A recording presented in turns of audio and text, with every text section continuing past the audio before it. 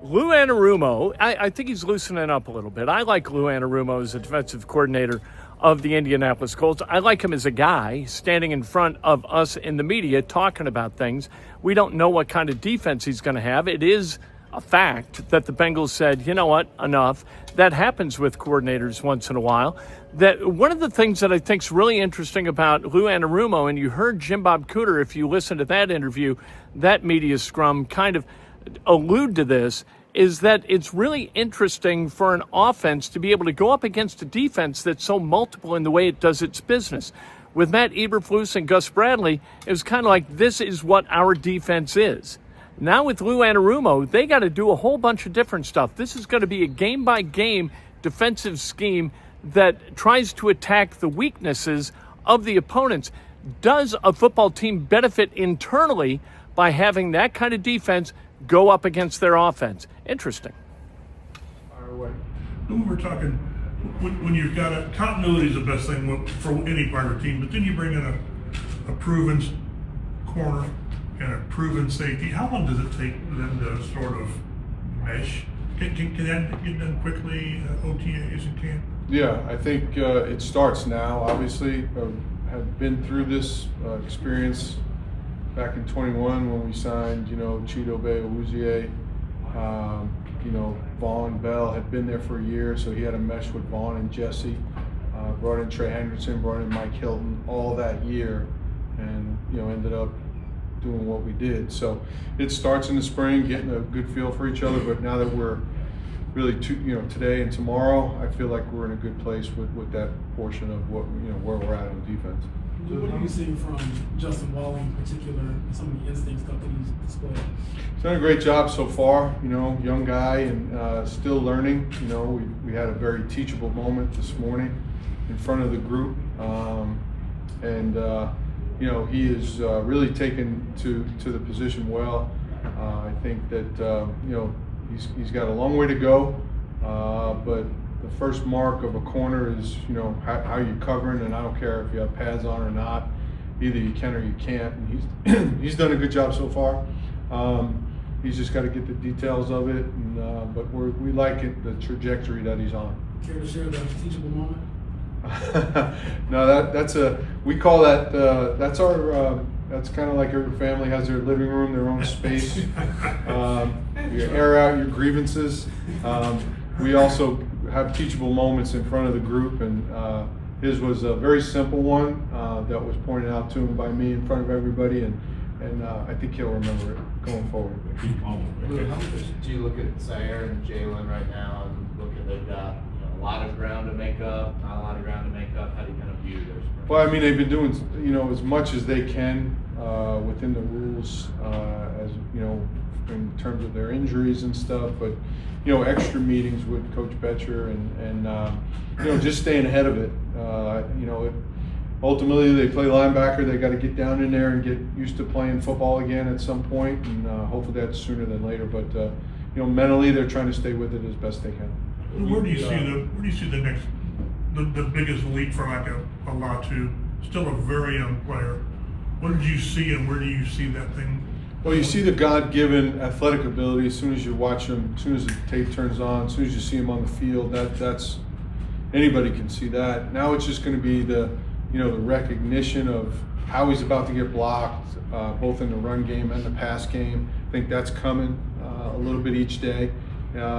Just his knowledge of overall, hey, I've got help here, I don't have help here. I'm going to work with Buck or Grow on this particular play on a game, whoever may be out there with him. I think all that is still ahead of him, but really like where he's at, and sky's the limit for him. He talked, and we saw last year how many times he was almost there. Is that maybe the second year is where maybe the instincts and the reaction is just a split second quicker to where he finishes? I think so. That happens. Rookies generally they improve each year, obviously. But he was close, as you mentioned, many times. And this year we feel like he'll seal the deal. So looking forward to it. So how do you saw Juju Brents yesterday, and I mean it's been a lot of stop and go with him the last couple of years. Yeah. he really is. He thinks he's a really good fit to play your scheme and lots of physicality and all. But where is he at, and where is your view of him, given a small body of work, right? Yeah. But a lot of talent? Well, I think, like you said, I think it's just going to be as we progress through the spring. We're at near the end here now, and then we get into training camp. I think just the consistency of work, and that's going to have to show throughout training camp, throughout the preseason games, to determine who's going to get that job. And the competition there is great, but you got to be consistent. I don't want a lot of high ups and downs, especially at that position. I want to know what we're going to get week in and week out. It's a really, really hard job that he has. He's got to guard elite players, but you got to be consistent at it. So he's got all the ability in the world, and just one day at a time. We'll just keep stacking days for him, and that'll be important. Lou, how do you evaluate tackling in a training camp setting? Well, either you make it or you don't. And when we're going to have some live situations, obviously in the preseason games, but there'll be some in limited. You know how it is in training camp, but we'll just take what we're building from here in the spring and bring it over to training camp. And there's a number of different ways. I've always said it, coaching the DBs for a long time, tackling is about timing and angles, and that's all the non-physical part of it. So we can handle the first, 3/4 of the tackle by just getting in a good position, and then, we drill the remainder of it, both now and in preseason. So it's generally the way it's been over the years now, with less tackling during training camp. You go through the first couple preseason games, it's a little rusty. Even in the first couple games, you don't want it to be, but generally by week 3 or week 4, you got to be humming in terms of being a good tackling defense, and that's how we're evaluated. Physicality camp is probably different when you first enter the league. Oh yeah, yes. You're just more. Do you wish it was more live stuff? Well, the rules are the rules, so I wish a lot of things, but that's just what we have to deal with, and everybody's dealing with it, so it's not like we're unique to it. The roster's always changing. You're always looking around. When you see a Germaine Pratt let go, do you go to Chris and say, "What do you think?" or do you leave that to him? How's that work? Well, I'm not going to comment on somebody that's not on our team, but Chris and his group of personnel guys, they do a phenomenal job, and they deal with that part of it. We have great open communication all the time. It's been tremendous.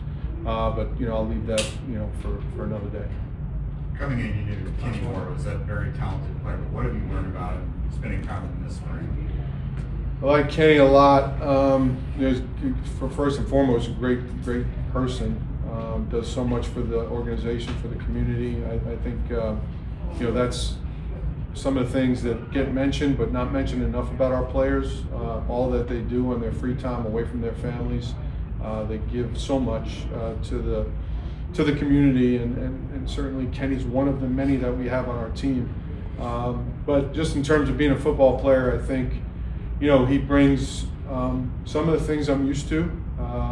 With Mike Hill, some of their style is similar. Excuse me.